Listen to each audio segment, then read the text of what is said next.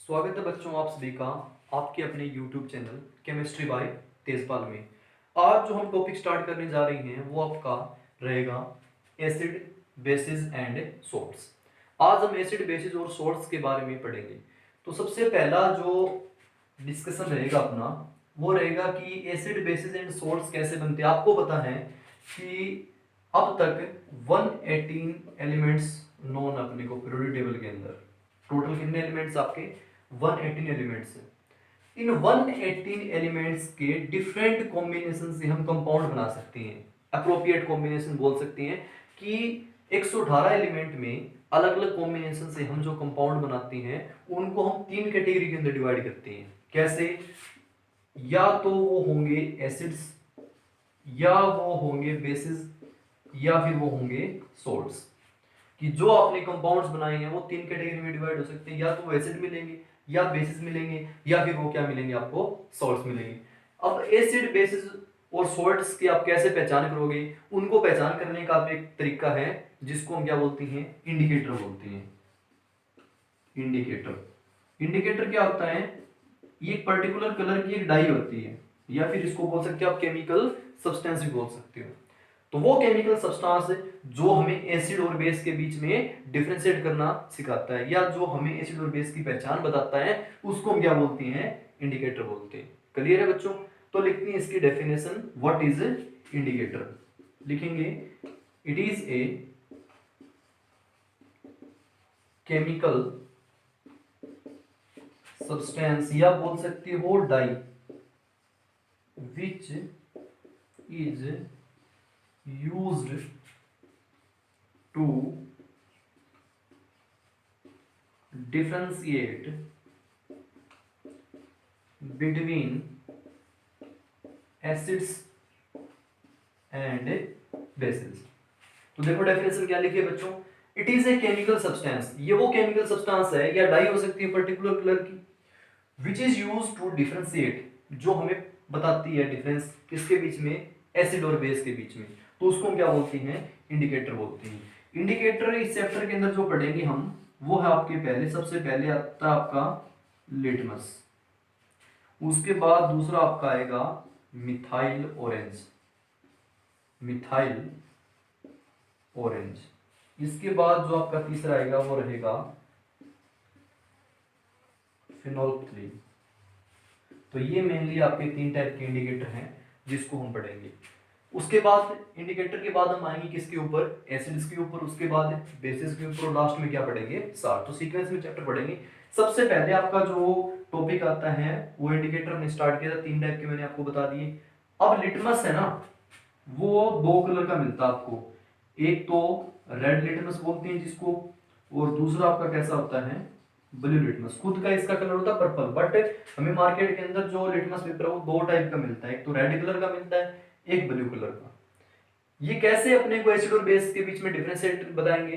तो इसका तरीका है कि किसी भी केमिकल सब्सटेंस के अंदर डालते ही अगर आपका रेड लिटमस चेंज हो जाता है किसमें, ब्लू कलर में, मतलब लिटमस का जो रेड कलर है वो कन्वर्ट हो जाता है किसमें, ब्लू में, तो मतलब वो केमिकल सब्सटेंस आपका कैसा है, बेसिक है या बेस है। ध्यान से देखो बच्चों, आपका जो रेड लिटमस है वो किसी भी आपने केमिकल सब्सटेंस के अंदर डाला या किसी भी सॉल्यूशन के अंदर डाला और उसका कलर रेड से कैसा हो गया, ब्लू, तो मतलब वो केमिकल सब्सटेंस आपका कैसा है, बेस है। सेकंड बात करते हैं आपका जो ब्लू लिटमस है, वो अगर किसी भी केमिकल सब्सटेंस में डालते ही किस कलर का हो गया, रेड कलर का, तो मतलब वो आपका केमिकल सब्सटेंस क्या होगा, एसिड होगा। तो ये हम एसिड और बेस में पहचान कर सकते हैं लिटमस पेपर का यूज करके। कैसे? Blue litmus change into red in acid, red litmus he change into blue in base. याद रखने का तरीका क्या है, ब्लू मींस बेस, जो रेड से ब्लू होएगा मतलब वो केमिकल सब्सटेंस क्या आपका, बेस है। बेस के अंदर जो रेड लिटमस वो किसमें कन्वर्ट हो जाता है, आपका ब्लू में। तो यहां से ये आपका लिटमस वो कंप्लीट है। याद रखना ये कैसा इंडिकेटर आपका, नेचुरल इंडिकेटर है। कैसा रहेगा आपका ये, नेचुरल इंडिकेटर रहेगा। अब आते हैं किसके ऊपर, मिथाइल ऑरेंज और फिनोल्फ्थलीन के ऊपर। इनके बारे में देखते हैं कैसे ये एसिड और बेस के बीच में डिफरेंशिएट करते हैं। तो यहां मैं सेकंड पढ़ूंगा मिथाइल ऑरेंज।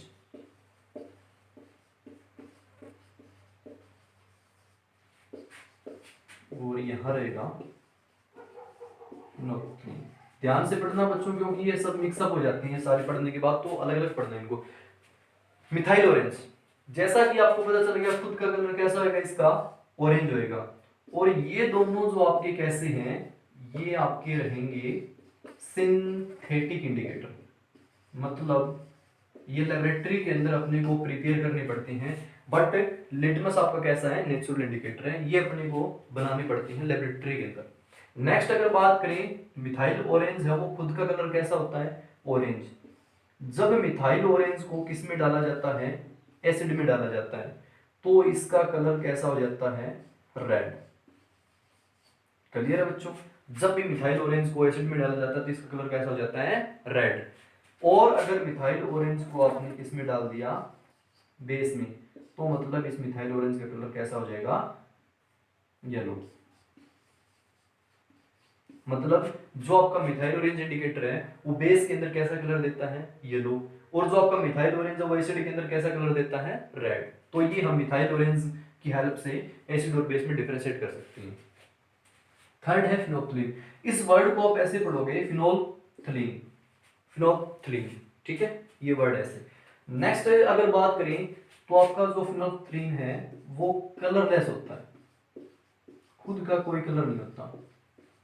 ठीक है बच्चों, ध्यान रखना, जो आपका फिनोल्फ्थलीन इंडिकेटर है वो कलरलेस होता है, बट एसिड के अंदर आपका जो फिनोल्फ्थलीन इंडिकेटर है ये कलरलेस ही रहता है, कोई कलर इसका चेंज नहीं होता एसिड के अंदर।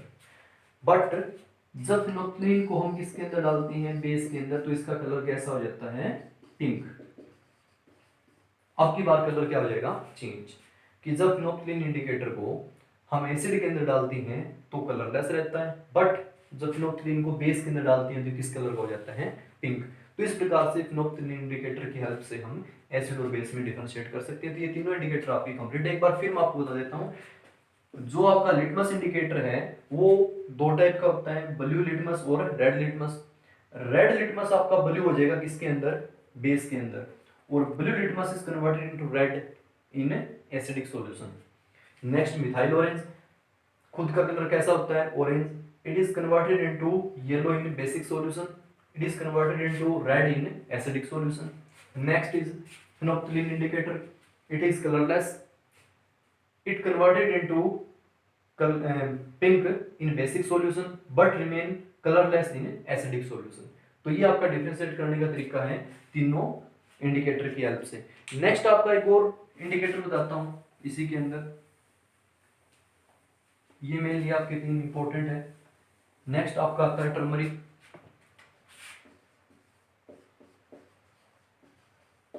हल्दी।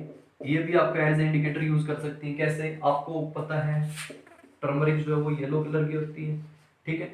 जैसे कि आपने देखा होगा कि व्हाइट कलर के कपड़े के ऊपर जैसे कोई भी वेजिटेबल्स के स्पॉट वगैरह हो जाते हैं, ठीक है, स्टेन वगैरह आ जाती हैं, तो जो आपका येलो कलर है वो किसका है, टर्मरिक का होता है। उस येलो कलर के ऊपर जब आप सोप लगाते हो या सोप से उसको रब करते हो तो क्या हो जाता है, वो येलो कलर किस में हो जाता है, रेड ब्राउन में कन्वर्ट हो जाता है, रेड ब्राउन। दोबारा देखो बच्चों, टर्मरिक आपका एक नेचुरल इंडिकेटर है, ये भी नेचर से मिलता है। ये खुद का कलर कैसा होता है, येलो।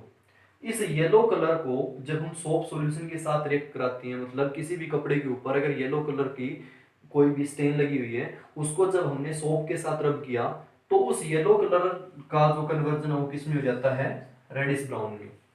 और जब इसको हम वाटर से वॉश करते हैं तो वापस कौन सा कलर हो जाता है, ये आपका येलो। ऐसा क्यों, ऐसा क्या होता है, ऐसा इसलिए होता है क्योंकि जब आपने उस येलो स्पॉट को रब करना स्टार्ट किया सोप की प्रेजेंस में, तो सोप की नेचर आपकी कैसी होती है, बेसिक नेचर होती है। जो भी आप बेसिक सॉल्यूशन सोप लोगे वो येलो से कैसी कन्वर्ट हो जाएगी, आपकी रेडिश ब्राउन के अंदर, ठीक है। तो रेड ब्राउन में कन्वर्ट हो जाएगी। जब आपने उसको वाटर से वॉश कर दिया तो यहां से आप जो बेसिक सोप थी वो आपने वहां से हटा दी, अब वापस वो किस कलर का हो जाएगा, येलो कलर का। तो आपने क्या देखा कि जो टर्मरिक है वो येलो कलर की होती है, बेसिक सॉल्यूशन के अंदर अपने को ये रेड कलर देती है। और जब हम वहां से उसको वॉश कर देते हैं तो वो आपकी सोप वहां से हट जाती है और वो येलो कलर वापस आ जाता है। तो टर्मरिक की हेल्प से भी हम डिफरेंशिएट कर सकते हैं एसिड और बेस के बीच में। अगला जो आपका इंडिकेटर है वो रहेगा ऑलोफैक्टरी इंडिकेटर। ये क्या होता है? ये इन सब इंडिकेटर से अलग है थोड़ा। कैसे? अब तक आपने क्या पढ़ा कि इंडिकेटर का खुद का कोई कलर था, उसने एसिड के साथ अलग कलर दिया, बेस की प्रेजेंस में अलग कलर दिया। अब जो आपका ये फिफ्थ इंडिकेटर है ऑलोफैक्टरी इंडिकेटर, ये स्पेशल टाइप का इंडिकेटर है जो आपको कलर के बेसिस पे एसिड और बेस की पहचान नहीं बताता, बल्कि स्मेल के बेसिस पे आपको पहचान बताता है कि ये आपका केमिकल सब्सटेंस एसिड है या बेस है। कैसे? ऑल्फैक्टरी का मतलब होता है रिलेटेड टू स्मेल। ये किससे रिलेटेड है? स्मेल से रिलेटेड है। तो वो इंडिकेटर जो अपने को स्मेल के बेसिस पे एसिड और बेस की पहचान बताते हैं उनको हम क्या बोलते हैं? Olfactory indicator. कैसे?